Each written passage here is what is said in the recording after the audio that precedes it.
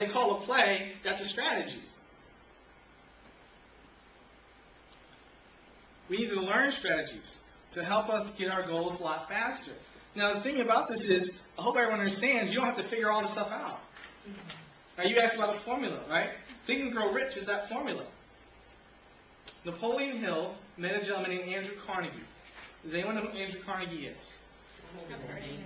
Okay, Andrew Carnegie was the owner of a steel, Carnegie Steel. I don't know what the proper name of it was, but this is back in the day when they had, before stuff, they had a lot of plastics, right? Have you heard of Carnegie Mellon University? Carnegie Hall. Okay, all that stuff has his name on it. Why? Because he gave money to help it get started. He was rich. I mean, like, dirty rich. Well, not dirty. His money's not dirty. Let's get rid of that. I cancel that right now. He was good rich. Okay? But he's like Bill Gates. He was like Bill Gates. Because Bill Gates is going to give all his money away. Right? Bill Gates only giving his kids like 10% or something like that, 12%. Which is not that bad. Like, people are like, oh, that's not fair. You know, 10% of $1 billion, you ain't hurting. You are not hurting at all, okay? Like, he got more than $1 billion. Right? So Andrew Carnegie spent half of his life making the money and spent the other half of his life giving it away. He gave Napoleon Hill a charge to write a book that will be the roadmap to success. He's like, I'm going to give you access to all my friends, his network. I want you to interview them and pull out all the common traits. So any man can read this book and figure out how to be successful themselves. The challenge is most people don't even know the book was written. Most people never even heard of Napoleon Hill. Okay? So that may be something that you want to look at because this stuff has already been figured out. You know, it's not new. There's nothing really new out there. Success is real simple. It's the achievement of one's aim or goal. And as we look at this, success is going to be different for everybody. Okay? You may think that $100,000 is good. Some people may think $1 million is good. It's different for everybody. Some people may say having a good family and, you know, contributing to the community. All that stuff is success. So you define what success is for yourself. Right. Do not let anyone else define success for you. Amen. Because if you do that, you're not going to be happy. Because all you're doing is living into someone else's dream and goal. Okay? So we're going to go through this and talk about how do we find our passion, how we prepare, take action, and I'm going to give you some strategies you can start applying to improve your life immediately. Okay? So, passion. I said earlier, a lot of people overcomplicate this. We looked at what the word passion meant. What did it mean again? Love. Love. Okay? So, ask yourself a question. Like, what do you like? You know what you were passionate about when you were a kid.